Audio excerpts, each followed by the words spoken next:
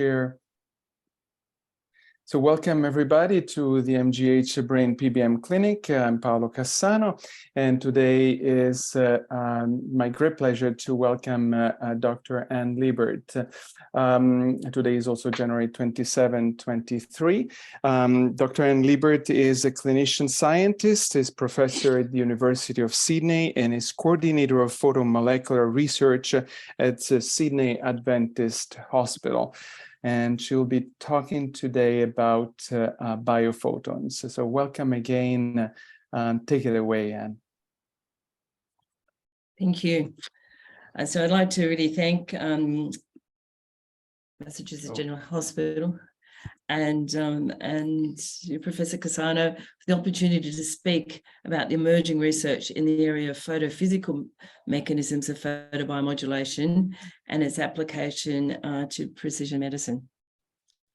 So I'd like to acknowledge all of my collaborators and mentors of this research over the last 15 years, including my co-authors of the two papers in research.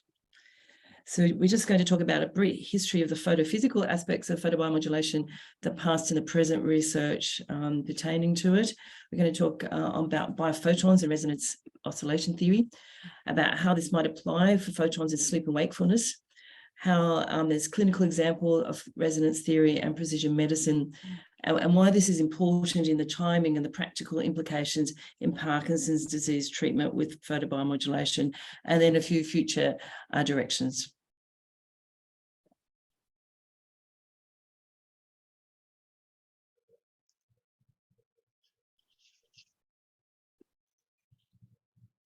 So as a background, I started using photobiomodulation in '88 in Australia after Chernobyl for wounds, lymphedema and pain. In 2009, my colleague, Dr. Roberta Chow at Sydney University, also did research, translational research into neck pain. And she looked at why it worked in terms of the cytoskeleton and the neural blockade for pain. And that photograph on the top left-hand side really made me inspire to investigate the mechanisms behind it. And I undertook to do a PhD, not only in why my patients were responding with cervicogenic headache and migraine, but what was the reasons behind that photograph. Because there seemed to be very little uptake in physiotherapy and medicine at that time. And all of the cardiologists, all the people in the hospital that I was working with, they said, how does it work? So we needed to have a research-supported hypothesis that we could talk about. And then over the years, there has been a lot of talk about the indirect and bystander, distal bystander effect of photobiomodulation. And so as a result of my work clinically and my PhD, my transmission study, I found out there was melanin, opsins, and photons within the nervous system. And I thought there might be a reason for this. So in parallel to my clinical research, I developed a hypothesis about action, and that included biophotons, and was published in 2013 after the WALT conference. So there's a large history of photophysical mechanisms of light, starting importantly with Gewitsch in 1932 in German. Found out during mitosis there was emission of light. And then there's been particularly important, many important discovery since then. I've given all of the references in my latest Photophysical Mechanisms of Photobiomodulation, which is just published in the last week. So, but particularly, I'm looking at Professor Pope and Denton as finding out there are mechanisms beyond cytochrome C oxidase in 2020. And our last two papers, this will be the basis of the talk. Is there a code of light?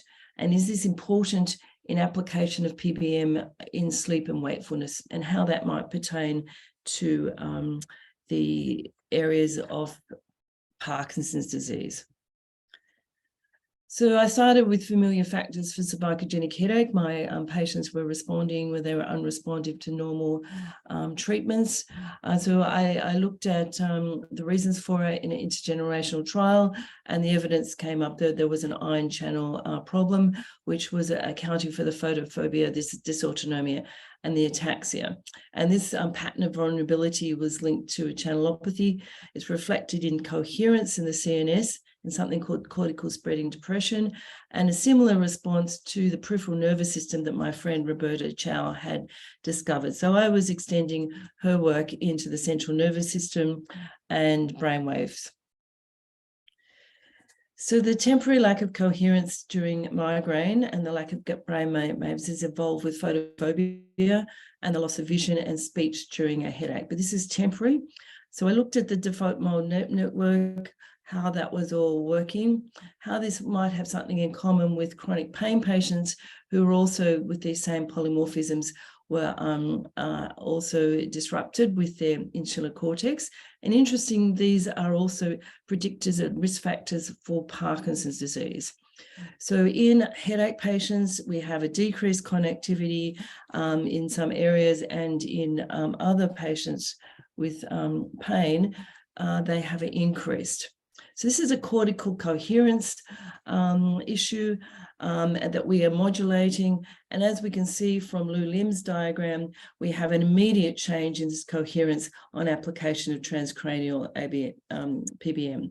So I'm interested in the abnormal corticocoherence in sleep patterns, how that might be to do with interneurons and the mitochondria, and how this we're affecting with transcranial PBM. So there are many studies with autism, brainwave, traumatic brain injury, now with Professor Naser in CTE, and how it's been measured in cortical connectivity. So I'd like to introduce the concept of biophotons. So photons that are released, we've known about since 1934, particularly in the early laser research from Kurt and Rose, looked at the patterns of light emitted during neutrophils and the respiratory burst, and all the different discrete wavelengths of light. Now, these now have been looked at much more closely in other cell behaviors, and with a cancer cell compared to another cell that hasn't got cancer, there is a different signature also in aging, and different signature in autism. So this was my original theory from my PhD, talking about how biophotons might fit in to the area of how PBM work in the downstream and the long-term effect, because these patients, once they were better, stayed better. So we had switched something within their neural networks. And so at the same time that I was looking at that, there seemed to be a paradigm shift towards this photophysical aspect of PBM, and particularly in looking at biophotons in partnership with low-level laser. So importantly, over the last 6 months, there's been some increased work that have been additional to what was known in 2010, 2012. So in scientific reports, a group looked at photons in the active nerve by measuring with a photographic technique with silver, and they proposed a model describing how photons would arise at the node of ramvia. And they detected photons in the node of ramvia, and they measured it after electronically induced nervous activity. And ours suggests that in association to action potential, a photonic radiation takes place in the node. And remember, this is the fast transmission part of our nervous system. And very humbling, they did say this has stimulated a growing interest in the mechanisms underlying nervous response to light. For example, Liebert et al. Have hypothesized the existence of a mechanism for integrated and rapid modulation of ion channels facilitated by photons, which would influence the transmission of neural information in the periphery and the CNS. This is the nodes of ramvia, and that is where the emission of photons has now been demonstrated to happen. At the same time, we've looked at cytoskeleton modulation in the brain, in the periphery, there's now been increasing evidence in the last 6 months that we have changing synaptic and axonal changes in the central nervous system with transcranial light with Alzheimer's. So this is my updated theory, and it's published in this paper, that we get sensory and motor stimulation externally, environmentally, internally. That leads to electrical stimulation messaging. And then we get production via the nodes of ramvia of biophotons. And this is when I think we also add to that with our photobiomodulation. So we have increased photons that allows different cell-to-cell communication, and then neural oscillation modulation, and then eventually the cell can restructure towards homeostasis, and that's how I think we have been able to change pathology. So one example that we've pretty well accepted is the resonance model and the application in something called Craigler syndrome. We're looking at how light will resonate as an intervention, and how this fits in with theories about resonance. And it is the most effective treatment of babies and young people, is administering blue light to patients. Now, when this was discovered as an incidental finding, it is now considered the treatment. And it's an example of the use of a long-standing and previously poorly explained induced oscillation modulation application. And it happens as a result of liver dysfunction of juvenile jaundice, called the Craigler syndrome. There is a lack of a transferase UDP activity, which plays a role in glucuronidation of an unconstituted bilirubin in the liver. And the most effective treatment is the administration of blue light to babies. So the UDP metabolism has been analysed to be a deficiency of blue light spectrum frequency according to Kozak's resonant recognition model, which the references are here in the previous slide. As this presents a biophysical relationship between the UDP protein characteristic frequency and wavelength of blue light, it is therefore proposed that blue light may serve as an imitator of the resonant activity typically present in UDP. That blue light then switches the system into homeostasis. And we propose a model where this can apply to photobiomodulation and its downstream non-visual phototransduction effects that may allow precision medicine for applications for other diseases with red and infrared wavelengths. So the oscillatory patterns that's happening that we modulate with PBM changes metabolites, but these are also under circadian release as well. So we have a normal circadian oscillation of all of our organs and a vibratory effect, and that decreases with age and disease. And there is different oscillatory patterns in sleep, and these are crucial in Parkinson's disease. So it's explained further in my paper about all the different theories where this could be working, and how small amounts of changes in bundles of cytoskeleton can then be scaled up to change neural oscillations and therefore pathology. But it's very complex, and there's a lot more to know. So the last two papers that I'm talking about is the code of light. Do neurons generate light to communicate and repair? And wrote this with John Mitrofanis and his group at Grenoble. And we're looking at a proposal where we might be eliciting and prompting biophotons as a trigger with our photobiomodulation. And how might this be important in sleep and wakefulness? This is very important for us because we're treating Parkinson's disease patients that have disruption in sleep and disruption in their coherence, where the group at Grenoble is implanting light devices as well as their deep brain stimulation. Where do we have the light implanted in direct and indirect treatment? What implications this might have for brainwave coherence in many other diseases like depression and autism, and the implication for reactions to treatment, including headache and dysautonomia. And so in Professor Pisano's work on 2019, how we have reactions and side effects from PBM and how we might manage that with circadian rhythms. and how this might be important in the molecular structure, including Lou Lim's group looking at tubulin.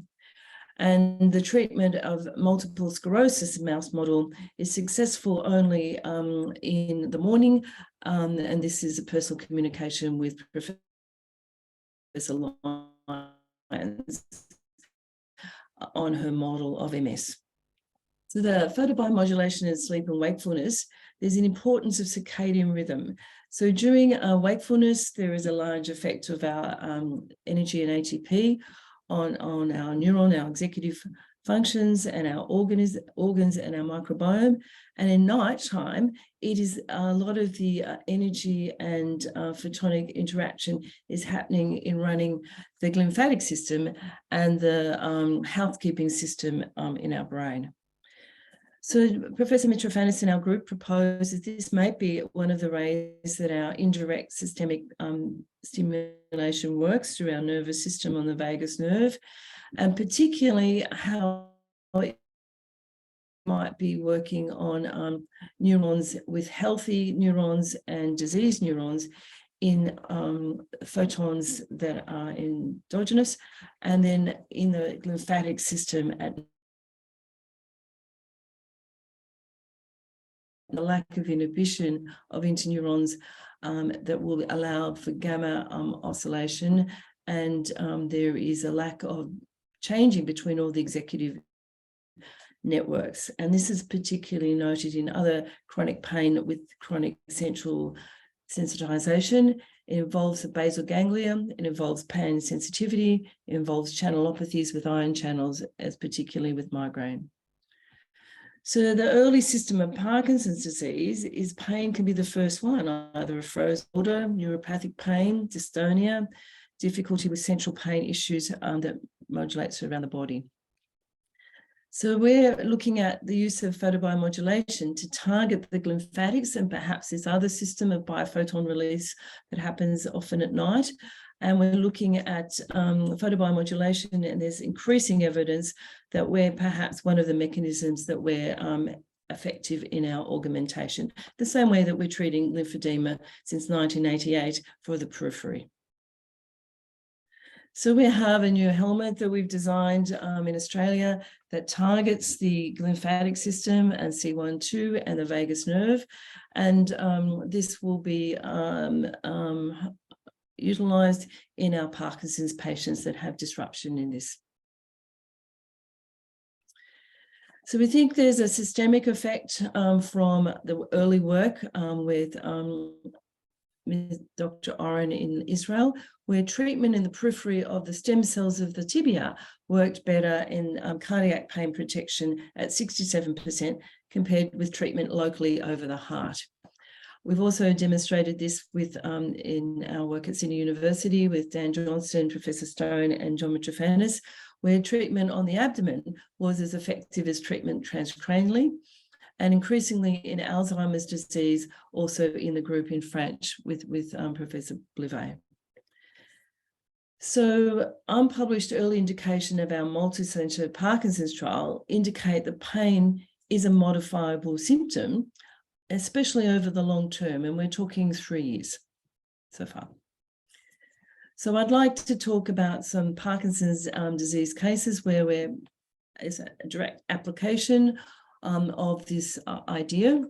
And the first person that we're going to do is a very close look at a 72-year-old Parkinson's trial participant. She had a 7-year history of idiopathic Parkinson's disease. She'd been managed by a neurologist. She had replacement dopamine meds and standard care. And we've been looking at her now for 3 and now 4 years. And she had a comorbidity of hip arthritis.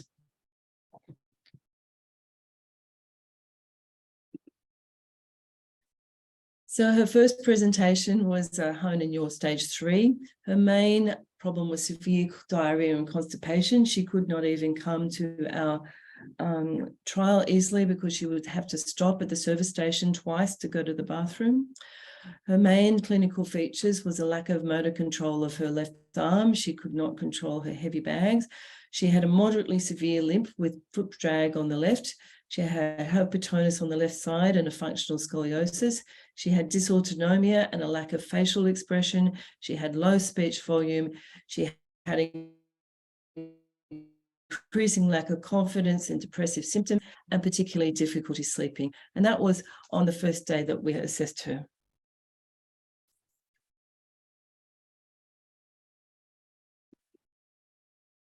So she attended for this neurologist. It was 104 degrees on this day. It was difficult conditions. She demonstrated the abnormal corticocoherence and left-sided coordination, and we just saw, and her time to up and go and walk tests were diminished.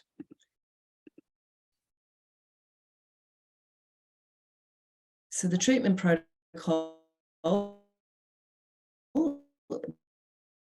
that was she first had. This is the first 3.6 joules at C12. She had a V-light gamma transcranial. This was done 3 times a week for 12 weeks.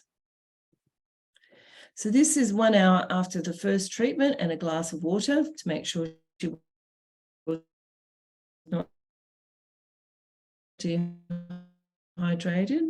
We retested her times up and go and her in this, that she has improved symmetry. You're breaking out the time, so I don't know if you want to take the video off so that there's better connection. I'll just show this one. This new video is 1 hour after the first treatment. That's good. We'll take that video off. Okay. So we can see after 1 hour, she has improved symmetry, improved neck movement and upper limb tension test. She had reflecting sensory motor integration. She improved her facial expression. Her corticocoherence was improved by this observation, we feel. And we postulated that this was an improvement in the gamma wave integration, and we postulated it may involve biophotonic activity. So she had timed up and go. This was assessed now at the 2 and 3 year follow-up, a baseline 12 weeks, 1 year, 2 years, and then 3 years. These improvement that we saw after 1 hour was sustained now for 3 years. So this is a 3-year testing later, same time of year, very importantly on the testing. From the circadian rhythm, same time of day, she had further improvement. She improved her non-motor symptoms. She improved her MOCA to 30, but more importantly, she improved her mood and her sleep scale. So across all motor and non-motor. And this is her 3 years after that first treatment with Parkinson's, and very joyous. It wasn't 104 degrees that time. This was her MOCA. Started at 26 and then improved to 30. And we've now reassessed her at 4 years as well. So 3 years later, she's further improved. She's improved her mood and sleep. She's in remission from her gastrointestinal symptoms, which happened after 4 weeks and corresponded with her microbiome improvements. She regained her sense of smell at 4 weeks that had been diminished for 5 years, and it's continuing to improve at 1 year, and it continues to improve. Her sense of joy, her improvement in life and smell has been amazing. And we have been able to publish, she and the other participants in the study, both at the 12 weeks and in the microbiome, and now under submission, the 3-year follow-up statistics that demonstrate this. So case study 2, so she had both transcranial and remote. This case study 2 has had only transcranial and remote. It was 4 months, had left-sided affection. She was a clinical patient at my hospital. She had motor restrictions and osteoarthritis in the neck. I managed to start treatment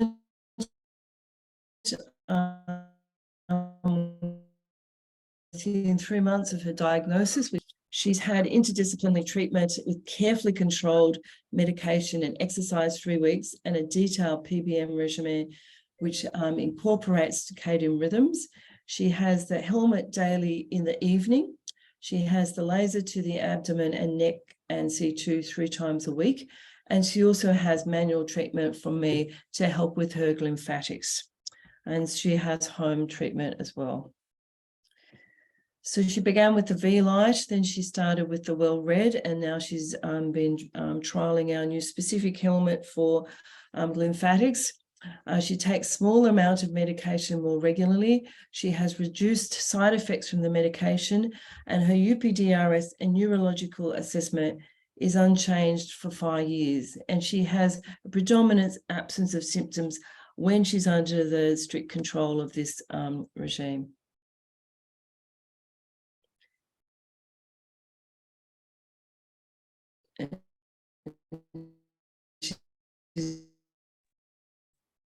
She's very happy still continuing as her CEO position, aware of, which is only remote treatment. So he's at 72, has idiopathic Parkinson's, diagnosed for 5 years previously before our treatment. Left side was affected. He had an ankle problem that affected walking that was independently treated, and he was under a very strict PD warrior exercise program. He had remote treatment only for the trial and ongoing, so no transcranial, twice a week abdomen and neck. And he found that the morning treatment worked best for him. He also had photobiomodulation for the comorbid ankle problem. So after 3 years, his tandem balance has improved from 3 at baseline to 5.7 after 1 year, to 17 seconds in the most recent 3 year. His single leg stance has improved from 2.4 to 5. He's after 3 years. His timed up and go and cognitive dual task, he was already very good at just timed up and go, but adding cognition, counting back from 30 and or carrying another object has improved very much so from 5 to 5.4. His step test on his affected leg has improved by 20% from 21 to 23. His walk speed is now up from 2.1 to 3 meters per second. His cognition was already good at the beginning, but it's now 30. His motivation, which was high at baseline, was also improved.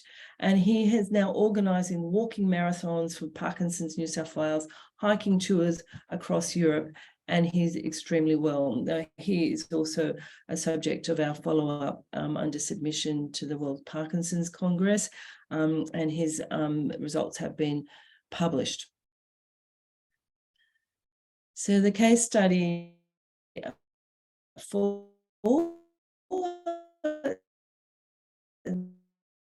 that I'd like to talk about is a remote biomodulation treatment after very minor symptoms, just a pill rolling on his left finger, but he'd had no sense of smell for 10 years. His treatment as a home treatment that I did not know him was for 18 months, and his laser to the abdomen and neck. And he also started, when I met him a few months ago, laser acupuncture for the motor symptoms on his left side. So after 18 months, he regained his sense of smell after 5 months, and his quality of life as described by himself. We only get 5 senses to experience the world, so to lose one of them is very stressful and hard to put into words.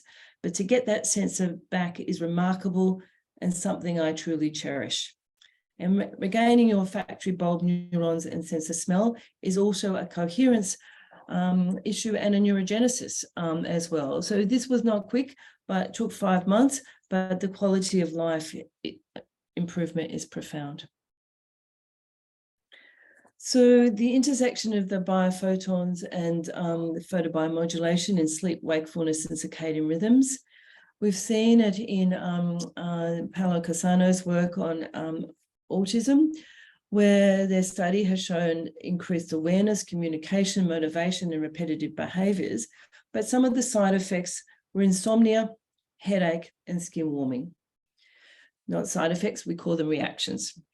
So the suggested clinical practice for insomnia on this in recent communications was maybe we should adjust the time of the day, particularly to minimize these.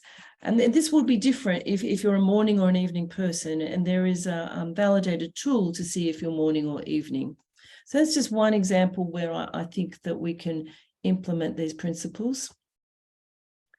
The other thing is, do biophotons affect tubulin? And this is the work of Lou Lim's group. Photon relief is specific to the wavelength and frequency, and the biophoton release that can alter the microtubule orientation and the cytoskeleton peaks at 280, which happens to be the absorption wavelength of tryptophan. And kynurenine tryptophan is a measure for Parkinson's, of which we did test and was improved in our study over 3 years. So by up and down regulating the mitochondrial potential and potentially the biophoton release at the membrane, according to the neutrophil release and the mitochondrial release, perhaps this is what we are improving. The total tubulin within the experiments from this group showed a difference in polymerization rates between different potentially biophoton release. So these are something to consider when we're looking at precision medicine. So ligand proteins are a vibrating network of microtubules, depends on the geometry of the microtubule, depends on the polarization, their intrinsic electrosignaling and self-organizing behaviors that we are tapping into, which allows oscillation changes. Now, this oscillation decreases with age and is certainly under circadian influence. So we have a very good tool. In this, we know clinically what works. Can we be better at this by looking at the pure research? That is the question. So we're looking at a vibratory network to change both cell lineage changes and post-translational modification of proteins, as well as protein expression. For example, in stem cells from a specific lineage is acquiring vibrationary patterns according to mechanical force, electrical force, electromagnetic force, and light. And can that change the conformation and then the M1 and M2 macrophage differentiation, and other conformation and cells that might be alpha-synuclein or beta-amyloid, because all of these vibratory factors decrease with age. So the implication in the future directions is there's a local biophoton release that's under circadian control, intersects with local oscillatory patterns, and subsequently affects global oscillatory and resonance patterns, including brainwaves. And by considering the whole body as a system with interacting oscillatory components with light, allows an enhancement of the energy that makes the physiological processes tend towards better function. So impaired vibratory and oscillatory patterns with disease and aging, we may be able to target specific wavelengths and restore brainwave patterns and functions like we can with blue light and jaundice. So the implications will also be that in Parkinson's, we've showed improved cortical coherence and improved motor and non-motor function, which is stable over 3 years. By understanding the function and dysfunction of these patterns and the role of biophotons in their release in both sleep and wakefulness, will allow the field to identify and predict the dose, the wavelength, the timing for best therapeutic results. And we're expanding this area into the release of biophotons in various blood and stem cells that may allow for biomarkers for various diseases and for monitoring of individual disease progression, particularly as the mitochondria are now free-floating, we know they're free-floating in the blood cells, and they are a major source of biophotons. And of course, from what we heard from Fred this morning, this may be different between the left and the right hemispheres, and we may be able to add that into precision treatment for our patients. So I'd like to thank you. This is our Sydney Harbour in the evening. Oslo. Oh, this is Oslo, sorry, Oslo during the latest exhibition. Thank you. Anne, can you guys hear me? Yes. This is Dr. Liebert. I have two questions. One is I have a very, very special patient in Australia that would love to come see you or your practice. How would I actually arrange that? Just email me straight away. I work 3 days a week in my clinic, so I'm happy to see them either in person or over a remote as well, depending where they are in Australia. Not a problem, and we can instigate this treatment clinically. That'd be fantastic. My other question is a more technical question, which is anybody looked at the effects of porphyrin metabolism through photobiomodulation?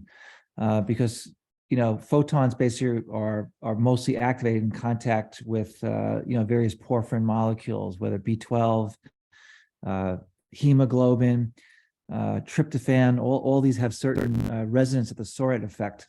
So I'm wondering if there's ever been a trial where, except my one experience that I share with Dr. Cassano rather, where we gave methylene blue, low dose methylene blue, with photobiomodulation for a child with Klein-Levin syndrome that had very severe sleep-wake dysfunction, and within less than a week he completely improved. And it was like, I'd never seen a case of Klein-Levin syndrome before, so I was fascinated about the mechanism being that the light actually becomes activated through its contact with these various porphyrin rings. I think any aromatic acid has a resonance, and the porphyrin ring is particularly important. It's particularly important in all the proteins, including the hemoglobin. And I think in the terms of resonance consonant, I can send you the work. They can talk about the porphyrin rings. And I think if you could share that with other people, I mean, this is clinical observation, the same as the blue light. If we could be able to be very specific and then be able to predict what wavelengths we can use for various diseases, and they will be different depending on the aromatic rings. So there's 1,000 different proteins, there's 13 functional groups. Proteins with the same functional group resonate at the same frequency, and that's the frequency of the backbone and the aromatic rings. And so when we change an intrinsically disordered protein attaching onto a protein, we get a change in conformation, a change in resonance, and that's where I think we can improve. And that's why all the different conformational changes of all of our molecules are able to be changed by our normal system, but sometimes in disease, we need to help the system and really accurately work that out. So I can send you all the work on Kozik's consonant that may be helpful. I would love to see that. Observation is amazing. I'd love to see that. Thank you, because I'm just thank you. I've heard a lot about you. It's nice to meet you in person. Thank you. Lovely to talk. Very intriguing. I see a question from David.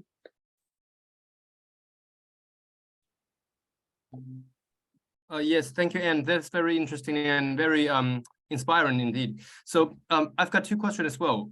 First of all, since you mentioned, I mean, I read that review article you wrote before and found it very informative. But when you say later in your speech, in your lecture, that chronotype might be another factor to consider, would you elaborate this a little bit more? And then secondly, regarding the case studies you just reported to us, are there any kind of sleep improvement or any sleep symptom changes during this kind of their disease courses? Because I guess you mentioned more about their like movement disorder bits, but regarding the sleep, it's less described. Can you describe it more if you still remember? Thank you. So definitely the sleep improved in all of our patients. I just didn't report it. We did the sleep scale. It would usually improve at 4 to 12 weeks. But we would find that after they finish the trial, we would do precision medicine. So we would find particularly what chronotype they would be and whether they would need the helmet in the morning or the afternoon. Some people did not need a helmet to get the improvements that I've talked about, and some people definitely have improved with the helmet. But the timing of it is very important, and whether they are a chronotype with sensitivity to light, as in photosensitivity with migraine, really also depends on how much light you would do and the timing of it, because you can actually make them worse and give them headaches and dysautonomia if you're not looking at exactly the right amount of treatment and the right time of day. So far it's clinical, and then we have been able to affect that, but sleep is one of the best things. Also our gut, which I haven't mentioned, is also very important in the metabolites, and we have gut enterotypes as well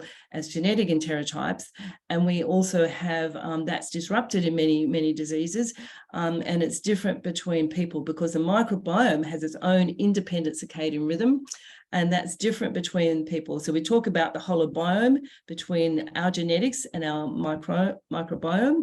And so microbiome is different in a migraineur to a non-migraineur. So we then have to look at how that intersects and how we can then apply light to sort of help when there is dysfunction. So every single person has to have precision medicine, but then there's the 80-20 rule. These people started with the standard treatment and they have improved. But can we improve on that 80-20? Definitely by these fine tuning of the phenotype and the enterotype and the chronotype. Does that answer? Did I answer it? Right, thank you. So I see Han-Li, I see a question from Paul after that, and Sarah. Han-Li, go ahead. Thank you. Yes, this is Han-Li Liu from UT Arlington, and then I really appreciate your very nice, thorough presentation. And I missed the first 5-10 minutes because I was in a meeting. So I have a couple of just clinical questions. So when you mentioned about the 3 years checkup, 2 years checkup, do you really provide that kind of treatment still throughout the 1 year, 2 years? So that's one question. Another one is that you showed one of the patients that had a 1 hour treatment and then you do the testing. Now that 1 hour, does that mean you had this light on for 1 hour? Because most of us don't go that long. I mean, we worry, or I worry that may be too long. So those are first the two simple questions. And then the third one is about your microbiome. Do you shine a light on the stomach or shining on the leg? So those are the details. Please, then you can go ahead, answer. So firstly, the subject from that I demonstrated, she had the baseline assessment. The treatment lasted 15 minutes, and then she went out for an hour and came back. So the treatment is only 15 minutes. At the end of the conclusion of all of my trials, one with transcranial and remote and one with just remote, the people were supplied with home treatment for 1 year. It's TGA approved from these trials to treat the symptoms of Parkinson's. So all of the follow-up that I've done ethics for has been from home treatment, and the people that have been able to continue the treatment, which is about 3/4, have all continued the treatment 3 times a week without fail. If they stop it for a month or so, just of their own avail, then they usually notice a decrease in symptoms. So it's not a permanent, they have to keep treating because of the genetic mutations of the disease, but they have continued the treatment. They were supplied with it for a year, and all people bought the equipment after that 1 year at cost so that they will continue the trial, and we will hope to continue the monitoring for 5 years. Thank you. Then Paula, if you want to ask your question. Yeah, so I was just curious. I'm not that familiar with the effects on the microtubules, so I was wondering if you can explain that a little bit more, and also what effects that might have on axonal communication if microtubules are being affected?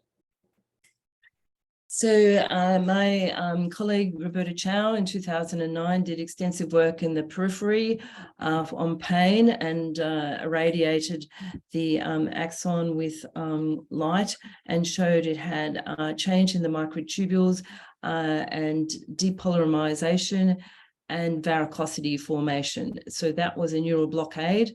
It was immediate and temporary, went back after 3 hours. When that was a high dose of PBM as a neural blockade. If you have a low dose of PBM, the opposite happens.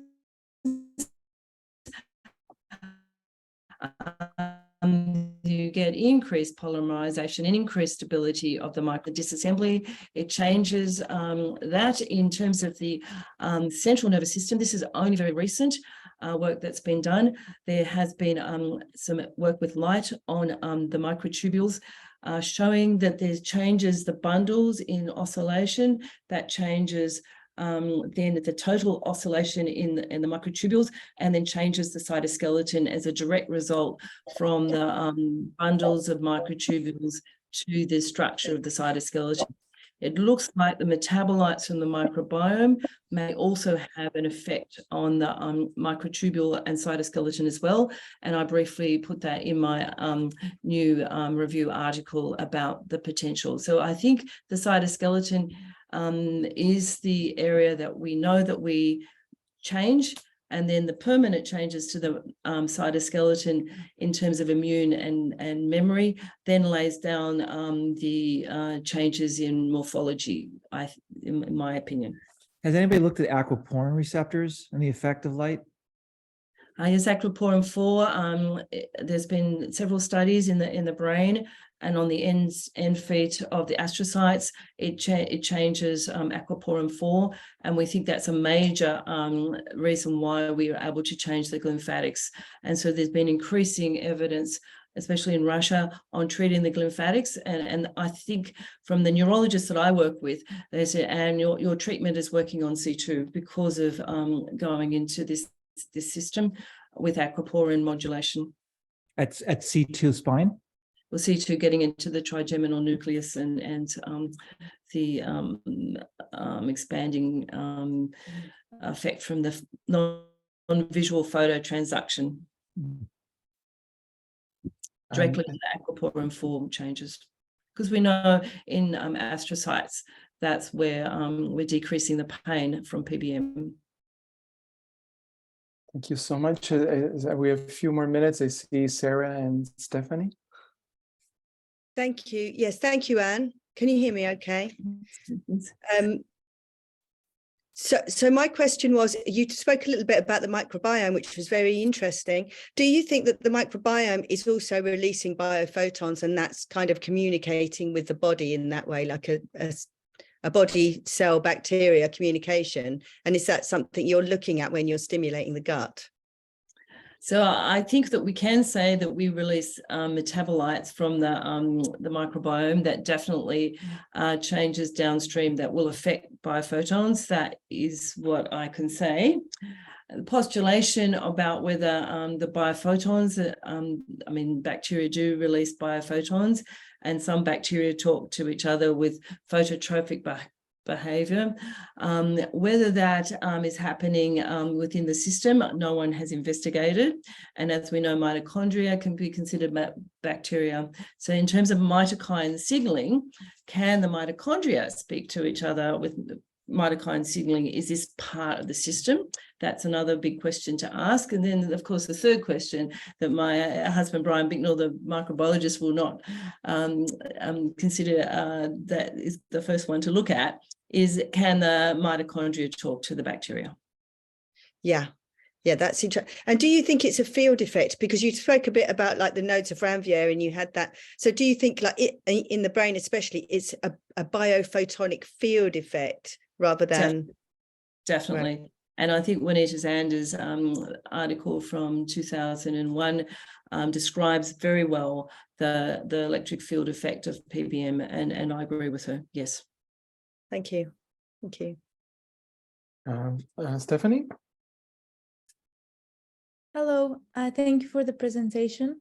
I wanted to ask regarding the transdermal irradiation of the abdomen. You irradiated at various points, and I wanted to ask, how did you determine which points would be best, as well as if there is thought into investigating different points and deficiency of different points? Thank you. Very interesting question. I think I determined it from 30 years of my clinical experience, what the main dermatomal and reflex points were that would involve the different plexi.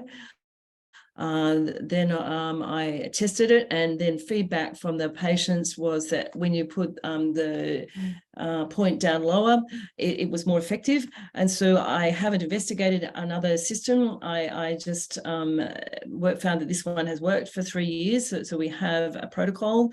It's under patent for the protocol, and under the specific wavelength, multipulsed, as well as superpulsed, and then multipulsed on top of that. Other wavelengths might work, other points might work, but I haven't done any research on that. Thank you. I also have a quick question, Anna. I was wondering, so you presented several cases. I missed what is the earliest time in treatment for Parkinson when you saw an effect, whether a clinically significant effect? So that's very interesting. In all my clinical observations and my trials, and done now trials, it seems to be a change between 3 to 4 weeks. I think that is enough to change the morphology of the axon. And interestingly, with Brian's looking at the DNA of the microbiome, it seemed to equate with that timing. You can get an immediate change in with one treatment that you can photograph in terms of coherence and walking and timed up and go and finger tapping. That will happen immediately. It's temporary, but for the longer standing clinically relevant symptom, I would say 4 weeks. 4 weeks. So you think that, for a neurodegenerative condition, and of course, this is extrapolating and generalizing here, that an 8-week trial would be a sufficient time to see a clinical change with photobiomodulation? Yes, but with the proviso, if you're looking at Parkinson's, there's a huge placebo effect. So just being on a trial, like we had Hawthorne effect, placebo effect, particularly in the last one, because we increased dopamine just from being on a trial, and that's what's deficient in Parkinson's. So above the placebo effect, it takes at least 8 to 12 weeks. But what we're most happy about is at 1 year, 2 years, 3 years, they're still improving, which cannot be that placebo effect. Thank you so much. We went slightly over time. Very intriguing, and looking forward for more updates on this research. Thank you, Anne, and thank you all for coming in today.